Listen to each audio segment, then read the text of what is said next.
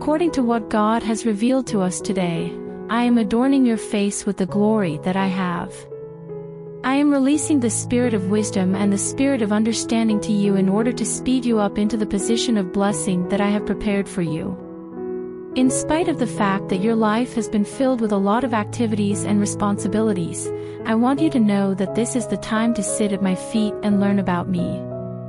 There is a time in your life when you will be able to let go of the mantle of dominance and authority that you have heard about but have only occasionally witnessed in action. I have placed a crown of glory on your head, and the Father declares that there is a nobility within you. I have also placed a crown of glory on your head. According to what I am saying, I am putting into effect the rule of God, which is the rule of my kingly authority that is contained within you. I am the glory. When the time is right, you will be able to speak a word because of this anointing and this authority. At the allotted time, you will utter my word, and it will go out into the world and change that which needs to be changed, as well as break every yoke of bondage. The authority of Eden has been extended to you, my beloved. You have the ability to proclaim the word that will drive away the serpent and establish righteousness in your life as well as the lives of people who are in your immediate vicinity. I have placed you in your life in the same way that I placed Adam in the land of the garden. For the purpose of tending to and maintaining the garden, I placed the first couple there. He says, when the serpent raises its head, understand that the angels with the flaming swords are not there to expel you. They are on hand to destroy the work of the evil one and to implement the entitlements that were ratified on the cross in your behalf through the shed blood of Calvary. This is what the Father is saying. You are going to examine the things that are not appropriate in your life and that are not appropriate in your family, and you are going to call on the angels with the voice of the Holy Spirit that is within you, and you are going to prophesy over your family and over your home in order to mandate deliverance. This day, the Father tells you to rise up into your share, mantle, and deliverance that was purchased with your blood. Put every afflicting sin and distraction to the side, for today is the day that the bars will be broken, the gates will be opened, and triumph will be declared in your country. This day, the Father says, I will bring you out of this place. At this very moment, you are going to come out of your hiding place. You have broken free from a limiting situation. This is a time when you are breaking free from restrictions and entering a new realm of freedom and enjoyment. In the name of my indulgent nature, I am bestowing onto you the blessings and favors that are without condition. It is not something that you have earned or that is dependent on your moral greatness. Because I adore you, I extend my blessings to you. I am blessing you because change is on the horizon, and for change, repentance, to truly come about, it is only through my goodness that it can occur. The Father acknowledges that I am a decent God. As God, I am all-knowing and all-powerful. Whether it be in private or in public, there is nothing about your life that is hidden from my scrutiny. However, despite everything that has happened, I am moving toward you with my hands extended and a loving heart in order to bring you to myself so that you can be transformed and brought into a more perfect picture of me. You will realize that I am the God who has a sense of comedy when I bring you forth, says the Father. I am the God who has a strong sense of humor. It is written that whomever sits in the sky will laugh, and I have placed you in places that are in heaven. As you allow me to fill your mouth with laughing, you will soon realize that this is the truth that applies to you personally. According to the Father, I am the one who created laughter, mirth, and joy. Those individuals who believe that the only way to demonstrate spirituality is by being solemn and sober are utterly and completely mistaken. I am completely deceived by them. I was the one who invented lightheartedness. On this day, I announce that you are a burden that is light and easy to bear. In the middle of my greatness, your testimony will be something along the lines of, "It can't be that easy, can it?" Those who depict me in a manner that is contrary to this information are uninformed. Yes, darling, I am that easy to get along with. Obtain the yoke with ease and the burden with lightness. Even in this very moment, I want to bring back your delight and make your lips water with laughter.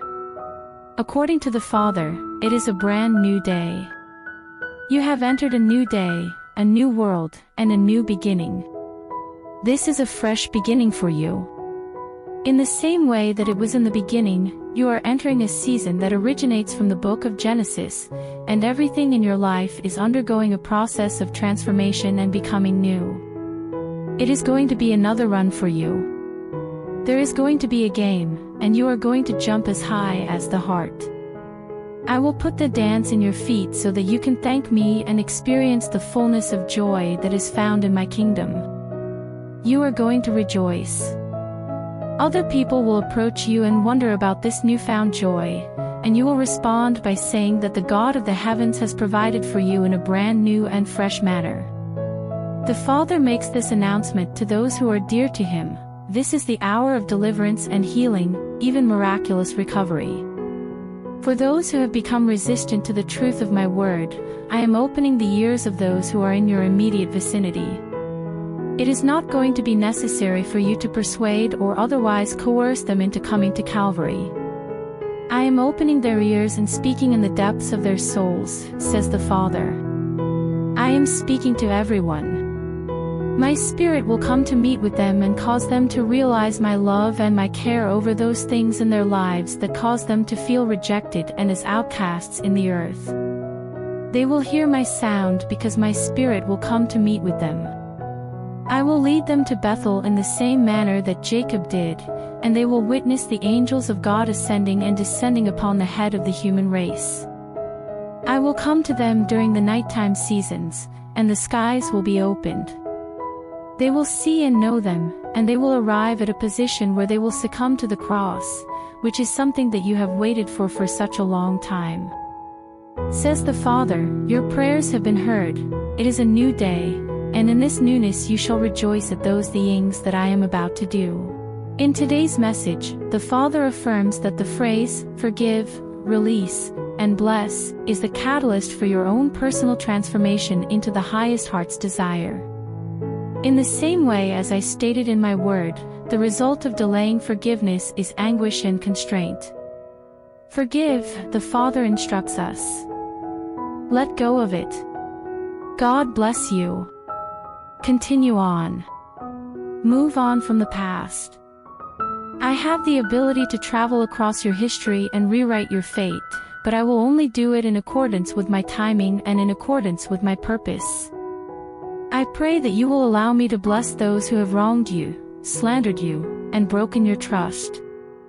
Allow me to bless them away from you so that I can make place inside you and around you for the full and complete purpose, plan, and blessing that I have established and designed for you from the beginning of the world. I can do this by blessing them away from you. Through the practice of forgiving, releasing, and blessing, you can create the rhythm for your acceleration into heaven's best benefit and dividend in your life. Try not to glance back. The plan that I use in order to remodel your life includes excluding those illegitimate authorities who have never understood or seen you in the same way that I perceive you. Do not withhold or criticize my method. A person who says in their heart, I am who he says I am and I can do what he says I can do, should cut the tentacles of insecurity and settle into my rest. This includes the rest of a person who has reached a state of rest. I will not abandon you, says the Father, but the time has come, and I need your help as I carry out the final complete measure of my kingdom's purpose and plan in your behalf. I will not abandon you. Today, walk in my perfection, the Father instructs us to do. Who was it who reminded you that nobody is perfect? Did that come from the words of my mouth? Was that a divine conception that came from God? According to what I said in my word, be perfect as your Father in heaven is perfect in every way. Through the discharge of all the grace and strength into the planet, I hope that it will be manifested in your world. You cannot rely on your own efforts or capabilities to do this. I am the Father who is working within you to bring you forth in my image, with my character and my perfection intact as your own testimony. I am the Father who is conducting the work. Beloved, when the adversary of your soul brings you down and demeans your prospects, you should hold my word up as the shield for your faith. In the event that your dreams and visions are mocked by life, circumstances, or other individuals, you should make up your mind right then and then that you are going to trust the positive report. Nothing is impossible to achieve. For me, I am the God who is within you and for whom there is no obstacle that cannot be overcome. As a result of the fact that this is who I am, you are also who you are in me. The image that I have in heaven is reflected in you like a mirror on earth. You are the embodiment of the invisibility of my splendor who carries it with you. Put your faith in that glory. Embrace the glory that you have. The more you wrap your faith around that splendor, the more you will witness my perfection become your physical manifestation in life. Today, the Father advises us to avoid falling into the traps set by the adversary. In order to defeat you, hell will employ a strategy that involves engulfing you in disappointment and filling you with frustration. Instead of focusing on man, you should direct your attention to me. You will be let down by other people. Things will be difficult for you to deal with. Instead of putting your faith in the arm of flesh, you should learn to put your faith in the word that I have planted in your heart. I promise that I will never abandon you or disregard the cries that you make to me in order to communicate with me. Do you have faith in me, my beloved? If such is the case, then allow me to intervene and remove everything, all the aspects of life and care that are relevant to you, from where you are and bring them to a place of triumph and blessing. The breakthrough that you have been looking for is actually being produced and generated by my promises in your life. It is imperative that you do not offer your energy or initiative to anything or anyone that is operating in a manner that is contrary to my commitment. Isolating you is the goal of the adversary. The adversary's goal is to prevent you from accessing the resources that will allow you to prevail and overcome the obstacles that stand in your way. Test the spirits that you hold dear. The things that some people refer to as discernment are nothing more than mistrust and doubt that are dressed up in religious apparel. In love, there is no room for fear. Love that is perfect drives away fear. Love that is perfect is love that is not conditional, without limitations, and wholly at peace. Indulge yourself in the rest that I have prepared for you. Pray for forgiveness to those who have angered you. It is important to forgive those people whom you have brought to the judgment bar of imagined injustice in your mind. Each and every foot is quick to evil. The work of all hands is iniquity. Every tongue has the poison that asps have to offer. The foot of the cross is where one might expect to find the cleansing. While you are there, I will set you free and lead you to a purification that is both fresh and alive. At the same time, you will let go of your demand to be right and your insistence that you get justice that does not originate in my realm. According to the Father, I am the one who has your tomorrows in my hands. Sometimes you could have the impression that life is completely out of your control and that you have no choices. Be aware of this. My sovereignty is ultimately responsible for determining what occurs next. Therefore, as long as your faith and your anticipation are placed upon me, the conflicts that you are no longer able to wage will not be accepted by you. Your aspirations and hopes should be elevated to a new level, as the Father has instructed you to do. I want you to know that I am all about life and living it to the fullest. Give yourself over to the disciplines that my word has to provide when your aspirations are broken and there are many distractions coming your way. I want you to read, contemplate, and take in my word. When it comes to every aspect of your life, I will refer to my word as the template that has been established. Take my word for it. You should allow my word to determine what you anticipate will occur the following day. This is not a moment to simply wait there, rather, it is a time to walk into. In comparison to what you are waiting for me to do or say, the impact of what you do with what I have already spoken is significantly more potent. If I have previously affirmed anything to you in a general sense by my word, there is no need to look to me to repeat it to you personally.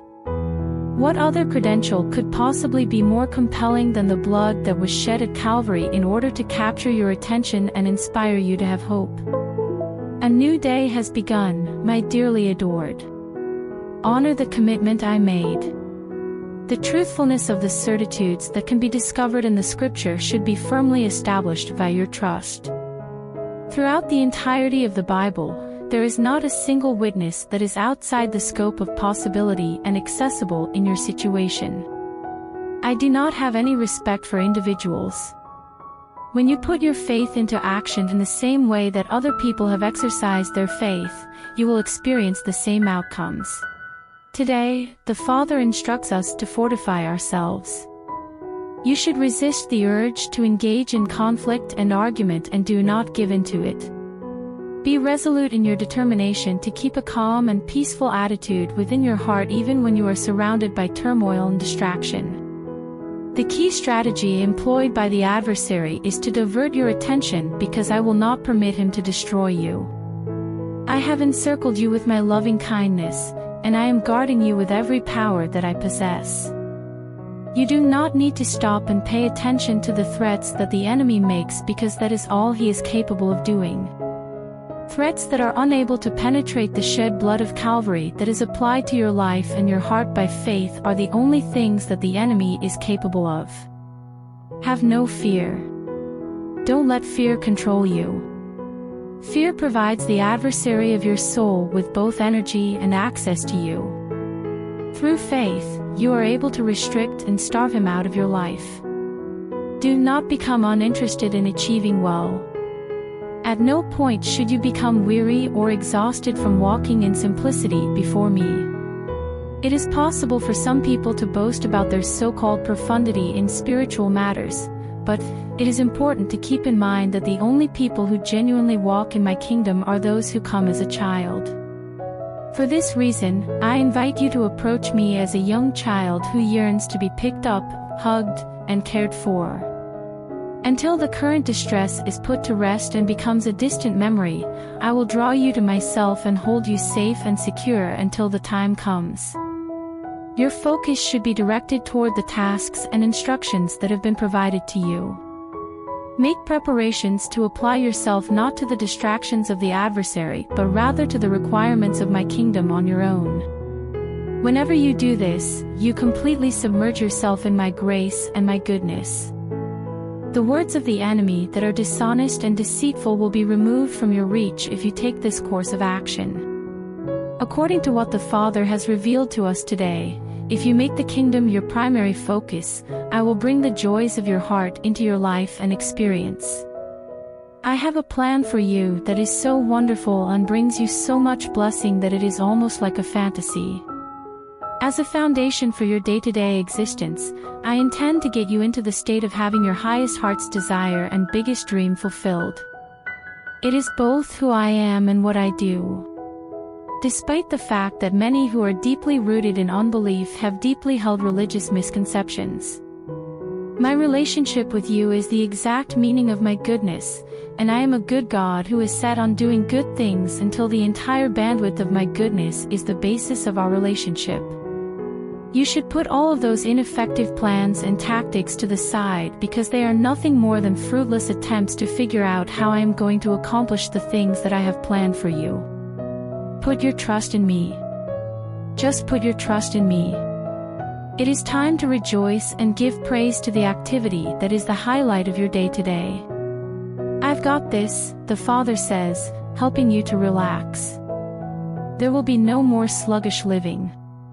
There is no longer any need to wait for the other shoe to drop. There is nothing and no one that can deprive you of the benefits that come from my love for you, which is unconditional and does not have any conditions connected to it. In today's message, the Father urges us to break free from timidity and fear. In order to bring you into complete love, I am calling you out of fear. The fear of the beloved is expelled by perfect love. On the cross, through the work that was done on the cross, I brought perfect love into your life for you to experience in an ideal manner. Exactly everything you have committed to me is being perfected by me. Give up control of the outcome. Let rid of any and all expectations that are in conflict with my promise. I am bringing you to the fulfillment of your deepest, most heartfelt wants and your most profound dreams. I have not excluded you, nor have I denied you. Therefore, you should make it your goal to avoid excluding or denying yourself via fear that is not reasonable or justifiable. Your newly discovered fruitfulness is only getting started, and all I have done for you in the past is just the beginning. Are you prepared to make the catch that will break the net? Are you prepared for everything that you say and anything that you do to become as effective as if I were to speak it and do it? At this point in time, you are on the verge of entering a season that is all about fresh entitlements, specifically new experiences of the entitlements that the cross provides. Even in this very moment, the benefits that you have received from the cross are having an effect on your physical health, your spiritual well-being, the relationships you have, and even your financial situation. Now is the time to take action and consume the sweet and the fatty foods. It is the king's rightful portion that has been handed to you. There is no denial of your request. Believe in it and accept it. When you spend your faith, you are spending the currency of the kingdom on things that the economy of man is unable to buy through investment. My presence is with you, and I promise that I will never abandon you. Now is the time for you to receive blessings, says the Father. The Father encourages us to put our faith in the invincibility of the cross. The covenant of blessing was ratified in your favor on the cross of Calvary, which is where it was recorded. The cross is where you will find the answers you seek and the means to fulfill the needs you bring to me. To get a response, there is no need for you to try to persuade or lobby for one. On the cross, 2,000 years ago, I provided for any and all of your life's possible requirements. You were included in the statement that I made when I lowered my head and stated that, "It is finished." Enter into the work that has been completed on the cross. You do not fall out of the running. There is no exclusion for you. In no way have I neglected you. Please understand that I am not evaluating your moral or spiritual perfection based on whether or not your prayers are answered. The cross is where you find your validation. At the foot of the cross, your prayers are acknowledged as being sincere and authentic. A response is still being prepared. The handwriting of ordinances that were written against you has been deleted. Prior to the beginning of the world, you were holy and blameless in front of me in love from the very beginning. That has not been altered in any way by anything that has occurred in the years that have passed. I have not left you out of the conversation. Take it upon yourself to avoid excluding yourself from the conversation. You should imagine that you are the one for whom the death of Calvary was brought about.